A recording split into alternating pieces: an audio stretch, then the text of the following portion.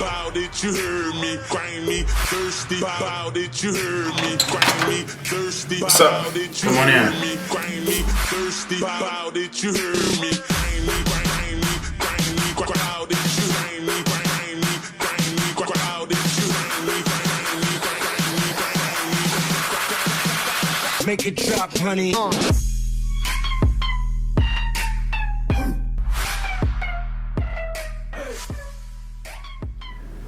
It's been about a month since I did my first video in Miami. What I've discovered so far is how much more difficult it is to try to get in shape approaching 50. Not to mention running different businesses and traveling a lot.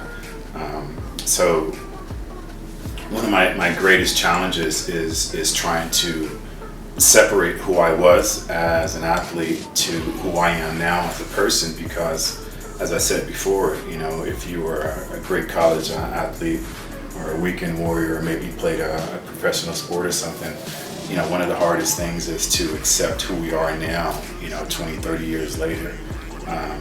So what I'm grappling with now is trying to re-understand and learn about my body at the age of 50, instead of saying what I could do in my 20s and my 30s. That's one of the greatest challenges that I've come across so far. The other thing is understanding that I can't eat the same way that I did before when I was younger.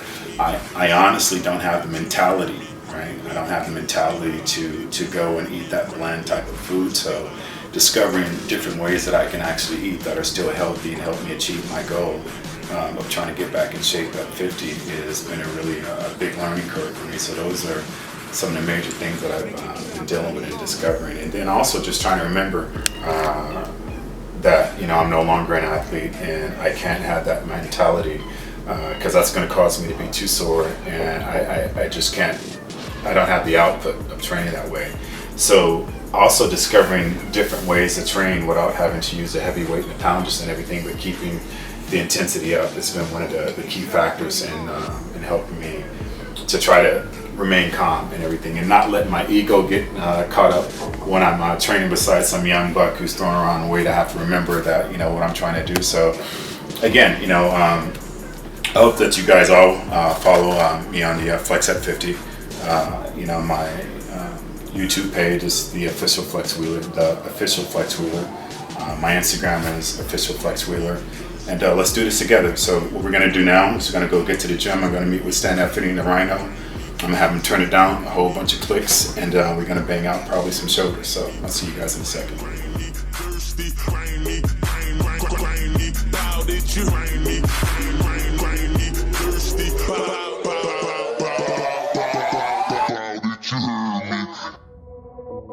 As I said before, I'm going to change the stand here. I'm going to have him turn it down a couple of notches because I can't keep up with him normally. But like I was saying before, one of the hardest things for premier athletes is to turn over the reins and allow somebody else to help them. So I'm going to completely follow Stan on whatever he wants to do. I know our workout's going to be shoulders, so we'll go from there, bro. Yeah. You know, and today we're going to do a lot of the stuff that I do when the camera's not on. So you're going to actually see what goes on when I'm not trying to hurt myself. Because, you know, I'm pushing 48, flex 50, and we're trying to maintain our joints and you know, our health long term. So today we're going to shoot a lot of the things that help me stay healthy and keep me from hurting all the time. We'll take you through it step by step.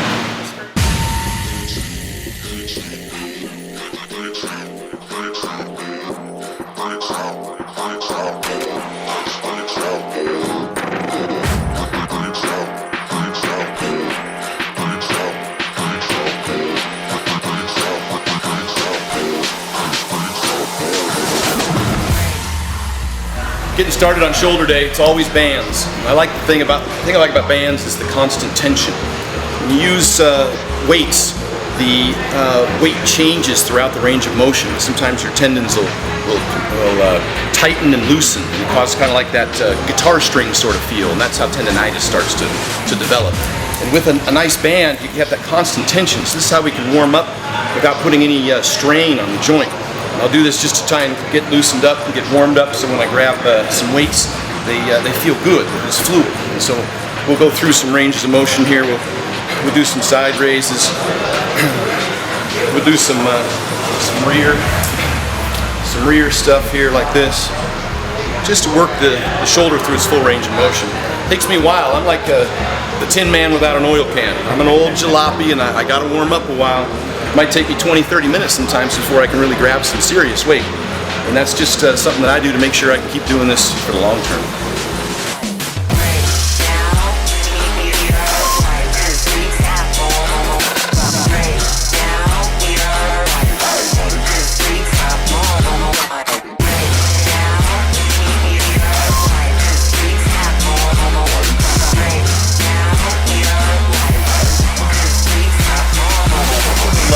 We'll move into picking some exercises.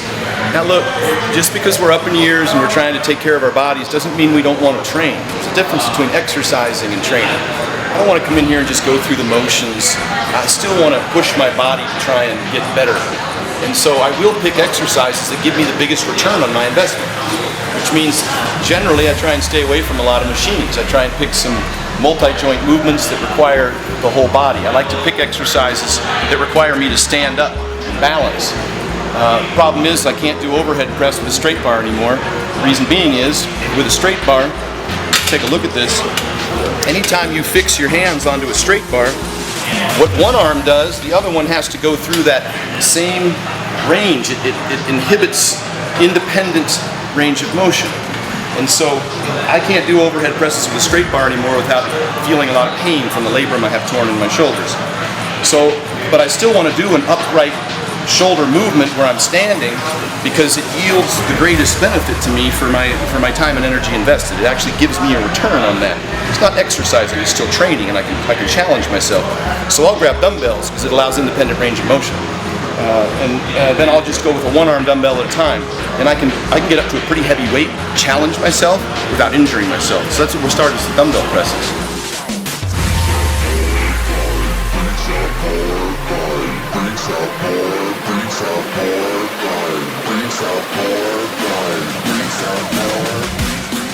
Start pretty light, but we don't pre-exhaust ourselves. I'm not going to get much benefit out of doing 10 reps with 30 pounds, then 10 reps with 40 pounds, then 10 reps with 50 pounds.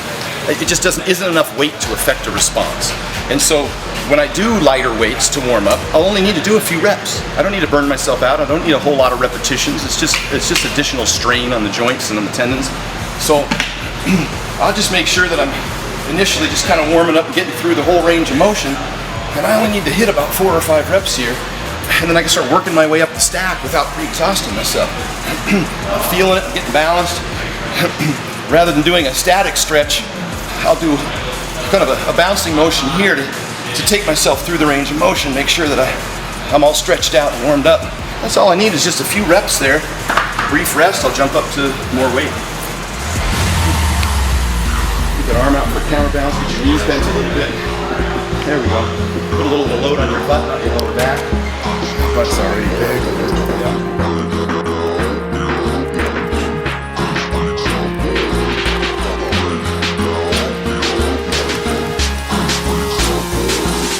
It doesn't matter, as long as you're challenging yourself, you're going to get results from that. If you do something more than you did yesterday, you take your body somewhere it hasn't been before, it's going to adapt, you're going to get a great response from that. So don't try and grab the huge heavy weights, just try and start working yourself up gradually until it's something that you're in control of, and it challenges you enough so that you can get some sort of result. I still believe I can get results at this age. I've done, obviously I've lost a lot of weight since I was competing in powerlifting, but I still believe I can make changes to my physique and get better and maintain or maybe even grow some strength here and there.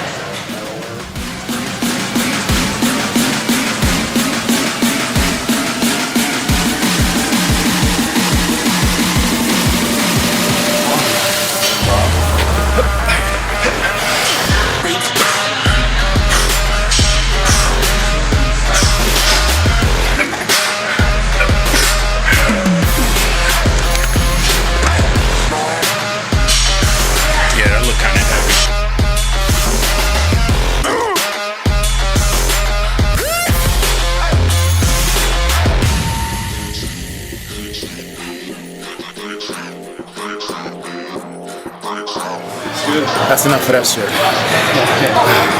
We got nuts on iron. Well, shoulders got 3 heads, so we want to work them all. So the next thing I do is I hit some rear delt I found that the rear delt fly one arm, again, allows way me more a little more independent range of motion, so I'm not all pinching here. Yeah. So we'll hit some rear fly. Unilateral. So we want to work the muscle from all angles, of course. Want a good balance. Rear delt. I like to do this one arm, so I'm not feeling any pinching or anything in my traps or my neck. And I like the constant tension from this movement.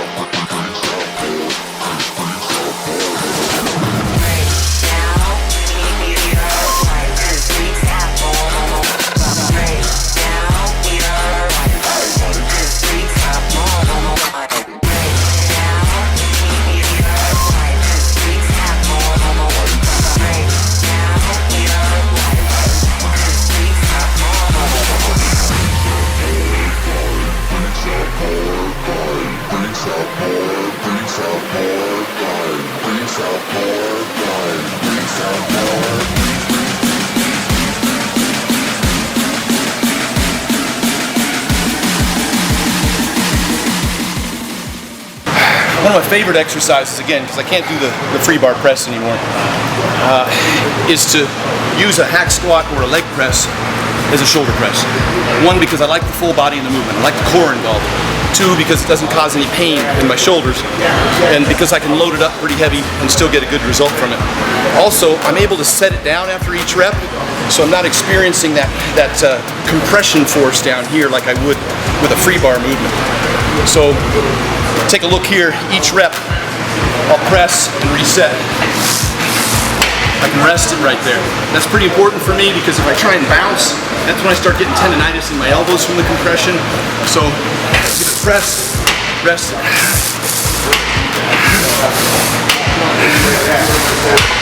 Tight core, explosive through the whole body. Love this. Forward a little. Yep.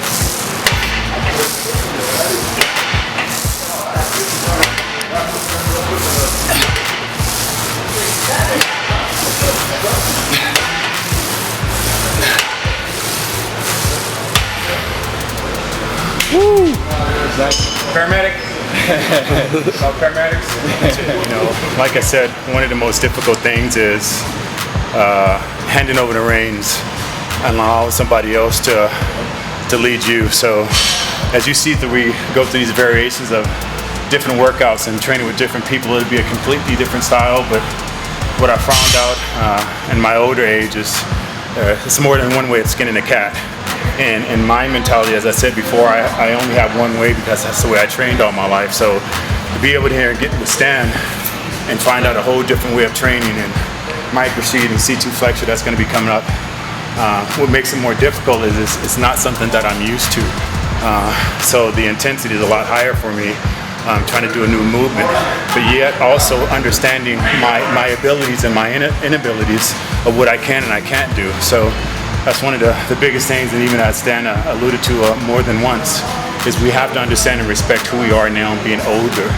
And we want to stay in this game a lot longer, so you have to be wiser than you were before in your training sequels. And I mean, it's just an honor to have somebody like him as a friend, a business partner, and a confidant to be able to train with him. So it's weird now because the teacher becomes the student. Yeah, becomes a student, and that's the evolution of this whole thing. So you can go ahead and close out on there, bro. Yeah, you know, and the big thing is consistency is more important than intensity, and injuries are really going to mess with your consistency. So we're really trying to stay healthy and train consistently, and every now and then your body will tell you when you can push it hard. Listen to it, it'll tell you when you can do more, and then back off when it's not talking to you that way. So as long as we can keep getting our workouts in and take care of our body, this is a long-term plan. It's a marathon, not a sprint. There is no finish line. This is a great quality of life. Yeah, it is. That's the key thing, quality of life, and more so, it's a lifestyle. So again, please follow me on my Instagram, Official Flex Wheeler, and a YouTube page, The Official Flex Wheeler. We'll see you till next time.